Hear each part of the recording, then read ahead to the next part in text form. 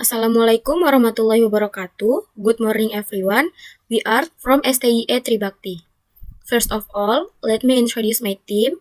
With me, Fauzia Zahra as speaker 1, Yesi Indriani as speaker 2, Maria Regina as speaker 3, Ica Tiffany Hasibuan as speaker 4, and our honorable lecturer, Sir Karta Atmaja. So today we will discuss about cross-cultural understanding, and our focus country is China for about 10 minutes. Outlines for our discussion are: the first one is the definition of cross-cultural understanding. The second is the aims of cross-cultural understanding in business, and the last one is the examples. Okay, then I will explain it. First, the definition of cross-cultural understanding is a person's ability to recognize, interpret, and respond appropriately to people, or when in situations that could potentially cause misunderstanding due to cultural differences.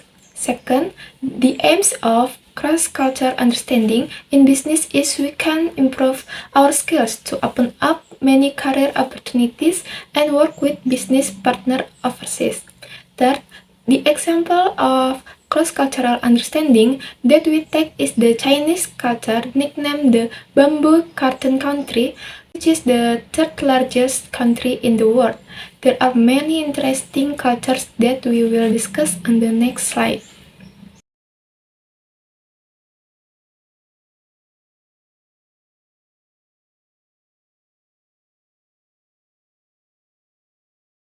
General culture in Chinese. The first is greeting and respect.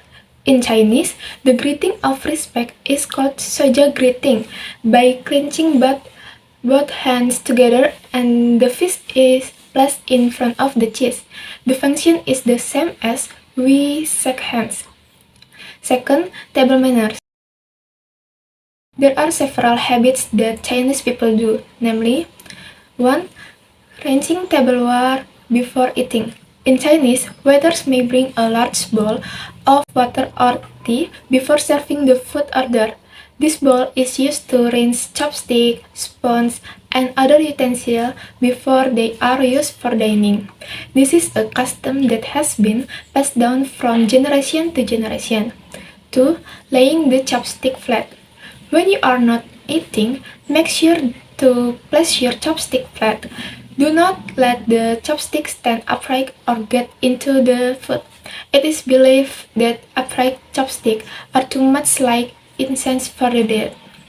3. Inviting elders first. Respect for elders is very important in Chinese culture. When eating, it is customary for elders to eat first or wait for them to tell everyone to start eating. Then the third is eye contact and communication styles. First, Chinese people usually do not look at or stare at the person they are talking to. Eye contact is not considered important in social interaction and is often considered inappropriate. Too much eye contact can be interpreted as a sign of disrespect, whereas Americans use eye contact and direct communication. Secondly, it is also important to think before speaking to a Chinese person, as this shows respect and appreciation. The Chinese communication style is indirect, whereas Americans are very direct, which causes the Chinese to analyze verbal and nonverbal signs of communication. They interpret all messages that are not explicit. Americans only focus on verbal communication, dismissing the nuances.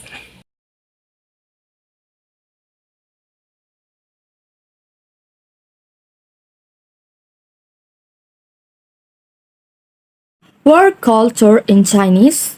What is the culture in Chinese? Number one, time discipline. Time is money. You must have heard the word a lot. Arriving late can be considered an insult. This is to prevent the embarrassment of arriving late and avoid missing out on sales and profit opportunities.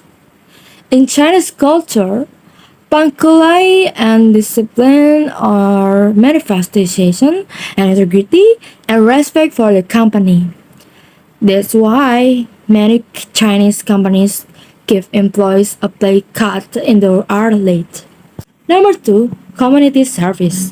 While in versus culture there is competition for the biggest profit, in Chinese culture employees are encouraged to perform service for the great good. This drive has led many Chinese companies to become market-based stores in its good essence.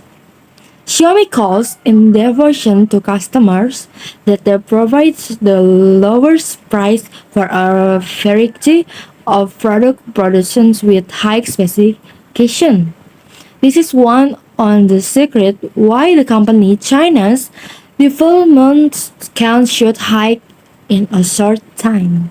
Number four, grooming.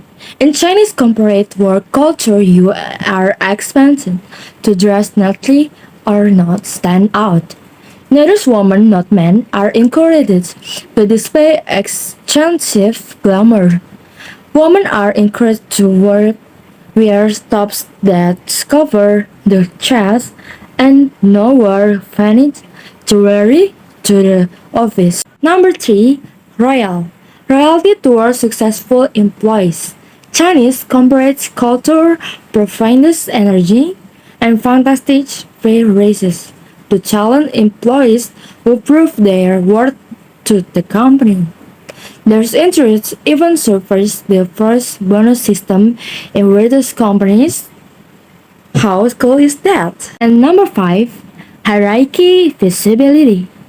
In Chinese culture, the hierarchy of an employee can be seen for sitting arrangement, for example. This is down to honor those who are highest up. But on the other hand, the career hierarchy is not as rigid on being counted and in Japanese culture. Leaders will success in bringing the division to glory will experience promotion and empowerment as well as the whole crew together.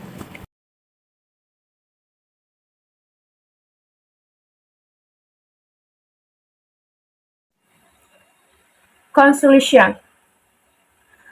Learning about the cultures of other countries will open your mind to the world.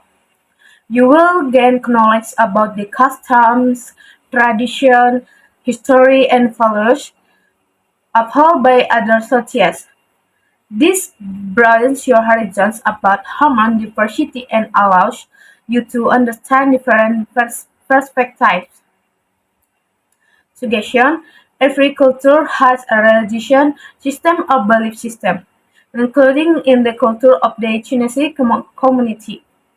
They always preserve the culture of their previous extort.